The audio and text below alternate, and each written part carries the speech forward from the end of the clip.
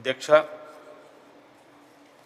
2026-27 budget సంబంధించి చర్చలో పాల్గొనేటువంటి అవకాశం ఇచ్చినటువంటి మీకు హృదయపూర్వకమైనటువంటి కృతజ్ఞతలు తెలియజేస్తూ, అధ్యక్ష సభాపతి గారు ప్రస్తుతానికి సభలో అందుబాటులో లేనప్పటికీ ఈ చారిత్రాత్మక భవనంలో శాసనమండలి కార్యక్రమాలు నిర్వహించడానికి అధునాతన వసతులతోటి అందుబాటులోకి తెచ్చి మనందరి వారు చేసినటువంటి ప్రయత్నానికి హృదయపూర్వకమైనటువంటి కృతజ్ఞతలు తెలియజేస్తూ, వారి సూచనలకు సలహాలకు సహకరించినటువంటి ప్రభుత్వానికి, ప్రభుత్వ పెద్దలకు కూడా హృదయపూర్వకమైనటువంటి ధన్యవాదాలు తెలియజేస్తూ, అధ్యక్ష ఈ బడ్జెట్ను కనుక మనం నిశ్చితంగా పరిశీలిస్తే ప్రజల ఆకాంక్షలకు, ప్రజల ఆశయాలకు అనుగుణంగా లేదనేటువంటిది చాలా స్పష్టంగా అర్థమవుతుంది. అధ్యక్ష ఏదైతే ఎన్నికల సమయంలో కాంగ్రెస్ పార్టీ అధికారంలోకి రాకముందు వాళ్ళు ఇచ్చినటువంటి హామీలను నెరవేర్చే దిశగా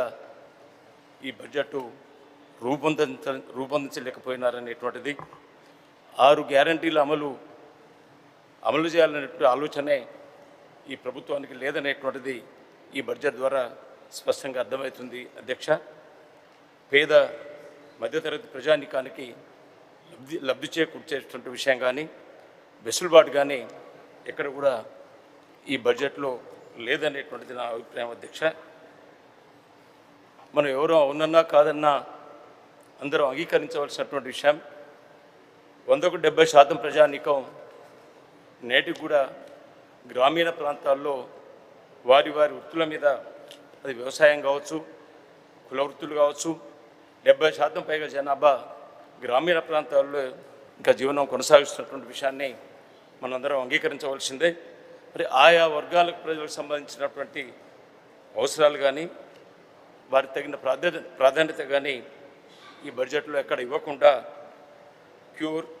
కోర్ అర్బన్ రీజన్ ఎకానమీ అని, pure very urban region economy అని, rare rural agri region economy అని పేర్లు పెట్టి అణగారినటువంటి వర్గాలకు, గ్రామీణ ప్రాంతాల్లో నివాసం ఉండేటువంటి సామాన్య మధ్యతరగతి ప్రజలకు, రైతాంగానికి ఎక్కడ కూడా సరైనటువంటి ప్రాధాన్యత లేకుండా ఈ బడ్జెట్ను రూపొందించిన అధ్యక్ష పదే భారత రాజ్యాంగ నిర్మాత డాక్టర్ బాబాసాహెబ్ అంబేద్కర్ గారిని, అదేవిధంగా మహాత్మా గాంధీ గారిని వారు పదాలను ఉటంకిస్తూ మాటలు చెప్పినంత గొప్పగా, గంభీరంగా ఈ బడ్జెట్ను వాళ్ళు రూపొందించలేకపోయినారనేటువంటిది మాత్రం చెప్పగలుగుతాం. అధ్యక్ష ఇటు సంక్షేమం, అభివృద్ధిలో రాష్ట్రం ప్రగతి పథంలో ముందుకు పోతుందనేటువంటిది వాళ్ళు ప్రశ్నించినారు, అది సత్యదూరం. అధ్యక్ష ఇటు అభివృద్ధిలో కానీ, సంక్షేమంలో కానీ ప్రగతి పథంలో ముందుకు పోవడం వదిలిపెట్టి తిరోగమన దిశగా ఈ రాష్ట్రం పోతుందనేటువంటిది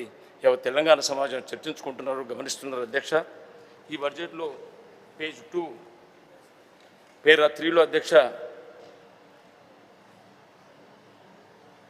పేజ్ 2 పేరా 3లో అధ్యక్ష ఈ 2 ఏళ్ల పాలనలో ప్రజలకు మేము ఇచ్చినటువంటి వాగ్దానాలను, వారు మాపై పెట్టుకున్నటువంటి ఆశలను సంతృప్తికరమైనటువంటి స్థాయిలో నెరవేరుస్తూ వస్తున్నామని చెప్పి, అదేవిధంగా గత ప్రభుత్వం చేసినటువంటి ఆర్థిక విధ్వంసాన్ని సరిచేస్తూ పాత అప్పులను వాటి వడ్డీలను లెక్క కొట్టుకుంటూనే పాలనను గాడిలో పెట్టామనేటువంటి విషయాన్ని వాళ్ళు ప్రశ్నించినారు.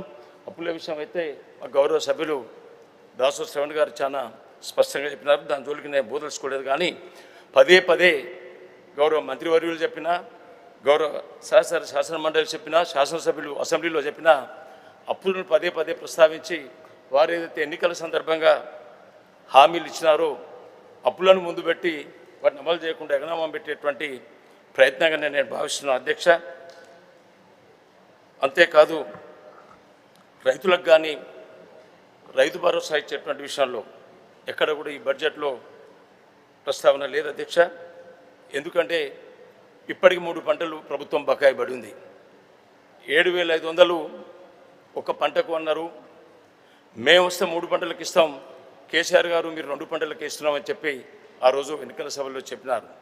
3 పంటల రైతు భరోసా దేవుడేరు, కానీ ఇచ్చేటువంటి 2 పంటలకు కూడా వాళ్ళు అన్నటువంటి 7,500 పోను అవి కూడా చెల్లించలేనటువంటి పరిస్థితి 6,000కు వచ్చినారు. అధ్యక్ష మరి 6,000 కూడా ఇప్పటికి కనుక మనం సరిగ్గా లెక్క చూసుకుంటే 3 పంటలకు వాళ్ళు ఎగనామం పెట్టే ప్రయత్నం ఉంది.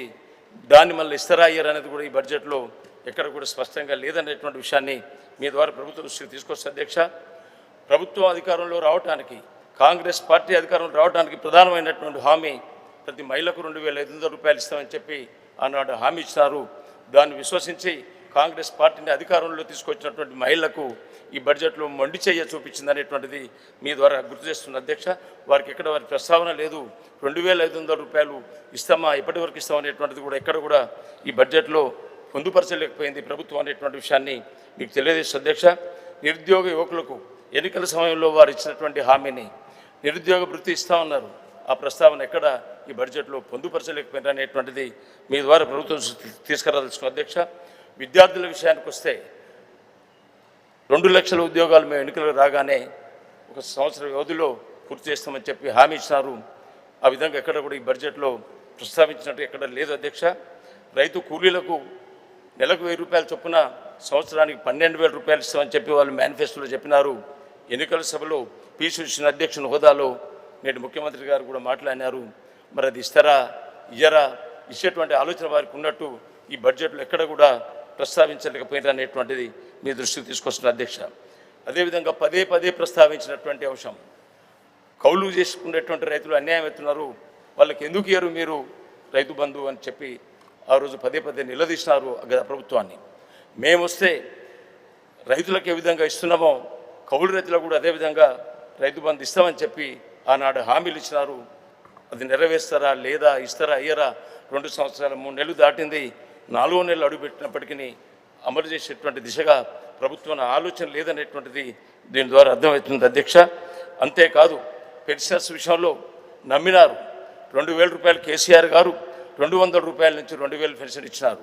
500 రూపాయలు ఉన్నటువంటి పెన్షన్ను 4,000 ఇచ్చినారు. ఆ విధంగా ఇచ్చి వృద్ధులను, వితంతులను, వికలాంగులను, ఒంటరి మహిళలను, దివ్యాంగులను ప్రోత్సహిస్తే ఈ ప్రభుత్వం ఎన్నికల సమయంలో అధికారమే లక్ష్యంగా ఆచరణ సాధ్యంగా అన్నటువంటి హామీలు ఇచ్చి 2,000 ఉన్నటువంటి పెన్షన్ను 4,000 ఇస్తామని చెప్పి ఆ లేదు, ఆ ఊసే లేదు, ఎప్పటి వరకు ఇస్తారనేటువంటిది కూడా ప్రభుత్వానికి ఆలోచన ఉన్నట్టు కూడా ఈ బడ్జెట్ చూస్తే స్పష్టమైతే లేదు అధ్యక్ష. అంతేకాదు తెలంగాణ వృద్ధి రేటు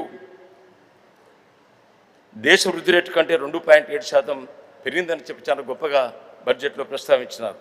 అదొక్కటే కాకుండా రాష్ట్ర తలసరి ఆదాయం దేశ తలసరి ఆదాయం కన్నా 1.9% పెరిగిందంటే వాళ్ళు ఏదో చూస్తే వాళ్ళ గొప్పతనంగా దీంట్లో అభివర్ణించినట్టుగా భావిస్తున్నారు. కానీ 2 సంవత్సరాలు 4 నెలల కాలంలో మీరు కాదు తలసరి ఆదాయం ఈ స్థానంలో ఉందన్నా, వృద్ధి రేటు తెలంగాణ వృద్ధి రేటు ఈ విధంగా ఉందన్నా మీరు కారణం కాదు.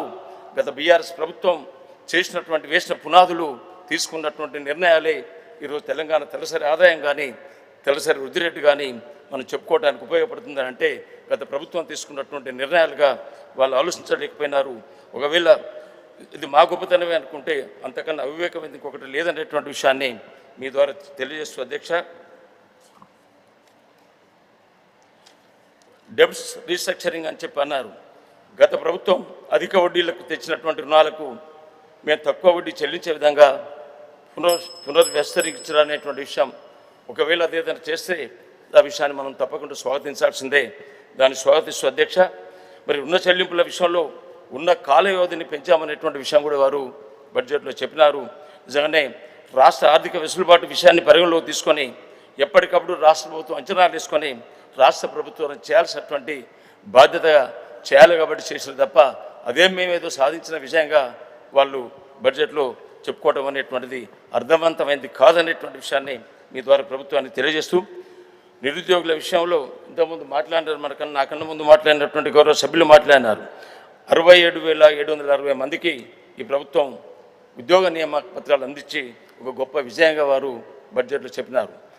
తెలంగాణ సమాజానికి, తెలంగాణ నిరుద్యోగులకు, విద్యార్థి లోకానికి అందరికీ తెలుసు అధ్యక్ష, 67,000 ఉద్యోగాలకు నోటిఫికేషన్ ఇచ్చింది ఎవరు?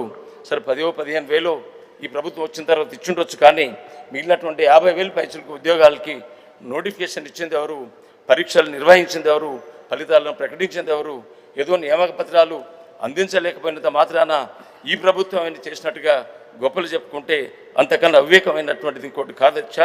వారు ఆ విధంగా చెప్పడం అనేటువంటిది ఆపేక్షణీయం అనేటువంటి విషయాన్ని తమ ద్వారా తెలియజేస్తూ ఐ విల్ కంప్లీట్ యువర్. ప్రజావాణి గురించి పెద్ద గొప్పగా చెప్పుకున్నారు. భూభారతి విషయంలో చెప్తున్నారు. ఏ విధంగా కూడా ఈ ప్రభుత్వ పాలకులు ఆశించిన విధంగా ప్రజావాణిలో ప్రజా సమస్యలకు పరిష్కారం లేదు. భూభారతిలో కూడా ఏ గ్రామం పోయినా 100% రైతాంగ సమస్యలు పరిష్కారం కాలేదనేటువంటి విషయాన్ని మీ ద్వారా తెలియజేస్తూ, ఏదైనా లక్ష్యం కొంతైనా నెరవేరాలంటే ఇప్పటికైనా సంబంధిత రెవెన్యూ మంత్రి గారు దాన్ని రివ్యూస్ కండక్ట్ చేసి ఎక్కడ ఎన్ని ఫైళ్లు పెండింగ్ ఉన్నాయి, దానికి కారణాలు ఏంది, ఎందుకు అవుతుంది, సరైనటువంటి సూచనలు సలహాలు అధికారులకు ఆదేశాలు ఇస్తే కొంత ప్రభుత్వం లక్ష్యం నెరవేర్చేదిగా ముందుకు పోతుందనేటువంటి విషయాన్ని మీకు తెలియజేస్తూ, అంతేకాకుండా బడ్జెట్లో పెద్ద గొప్పగా చెప్పుకున్నటువంటి మరొక విషయం అధ్యక్ష, వ్యవసాయ దిగుబడిలో తెలంగాణ రాష్ట్రం దేశంలోనే నెంబర్ 1గా ఉన్నదనేటువంటిది తెలియజేయడంతో పాటు రైతు సంక్షేమమే ప్రథమ ప్రాధాన్యతగా మేము భావిస్తున్నామన్నారు. రైతు సంక్షేమమే ప్రథమ ప్రాధాన్యతగా భావించినట్టు ఎక్కడ కూడా ఈ బడ్జెట్లో లేదు అధ్యక్ష. వ్యవసాయ దిగుబడులకు తెలంగాణ రాష్ట్రం దేశంలో నెంబర్ 1గా అంటే అది మీ గొప్పతనం కాదు, మీరు చేసినటువంటి విజయాలు ఏం లేవు, మీరు అదనంగా సాగును పెంచినటువంటి విస్తీర్ణం ఎక్కడ లేదు, కట్టినటువంటి ప్రాజెక్టులు కూడా ఎక్కడ లేవు. గత 10 సంవత్సరాల గత ప్రభుత్వంలో కట్టినటువంటి ప్రాజెక్టులు పెంచినటువంటి సాగు విస్తీర్ణమే వ్యవసాయ దిగుబడిలో తెలంగాణ రాష్ట్రం భారతదేశంలో మొట్టమొదటి స్థానంలో ఉంది తప్ప మీరు చెప్పుకోవాల్సినటువంటి అంశం కాదు. మీ దాంట్లో మీ పాత్ర లేదు, మీ ప్రమేయం లేదు అనేటువంటి విషయాన్ని మీకు తెలియజేస్తూ, అంతేకాదు అధ్యక్ష పంట బోనస్ విషయంలో మాట్లాడితే ఆ రోజు ఎన్నికల హామీలలో అధ్యక్ష అన్ని పంటలకు మేము పంట బోనస్ ఇస్తామని చెప్పి ఆ రోజు హామీలు ఇచ్చినారు. చివరికి దాన్ని తీసుకొచ్చి ఒక సన్నధాన్యానికే పరిమితం చేసి అది క్వింటాలకు 500 రూపాయలు ఇస్తామని చెప్పినారు. పూర్తి అయినట్టుగానే గోపాలు చెప్పుకుంటారు. కానీ నల్లగొండ జిల్లాలో అధ్యక్ష నాకు తెలిసినంత వరకు గత రబీ సీజన్లో ఇంకా చెల్లించవలసినటువంటి బకాయిలు ఈ బోనస్ కింద 10,97,00,000 రూపాయలు. ఈరోజు కూడా ఒక నల్లగొండ జిల్లాలనే 10,97,00,000 రూపాయలు ఈ బోనస్ కింద చెల్లించాల్సినటువంటిది నిన్న నేను లెక్కలు తీసుకున్న అధ్యక్ష. ఒక జిల్లాలోనే దాదాపు 11 కోట్ల రూపాయలు బోనస్ చెల్లించాల్సినటువంటి పరిస్థితి ఉన్నది అంటే రాష్ట్ర వ్యాప్తంగా ఎంతుందో ఒకసారి ప్రభుత్వంలో ఉన్నటువంటి పెద్దలు ఆలోచించాల్సినటువంటి అవసరం ఉందనేటువంటి విషయాన్ని తెలియజేస్తూ, విద్యుత్ రంగంలో కూడా మీరు ఎంతో పెద్ద మార్పు తీసుకొచ్చారు. నేను ప్రభుత్వాన్ని అప్రిషియేట్ చేసేది ఒక ముచ్చట ఉంది సార్, చెప్తాను. I will close it. విద్యుత్ రంగంలో వీళ్ళు తీసుకొచ్చినటువంటి మార్పులు లేవు, వీళ్ళు కొత్తగా చేసినటువంటి సంస్కరణలు లేవు.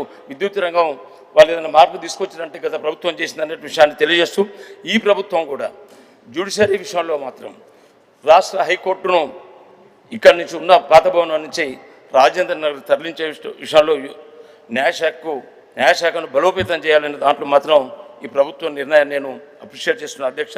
దాదాపు 2,583 కోట్లను కేటాయించి నూతన హైకోర్టు భవనంతో పాటు న్యాయమూర్తులకు విశ్రాంత గృహాలను కూడా తగిన ప్రాధాన్యత ఇచ్చినారు. అందుకు నేను ప్రభుత్వాన్ని అప్రిషియేట్ చేస్తూ, ఒక నీటిపారుదల విషయంలో కృష్ణా జిల్లా విషయంలో కృష్ణా జిల్లా time is over, sir. It's already it is exceed. No, please conclude.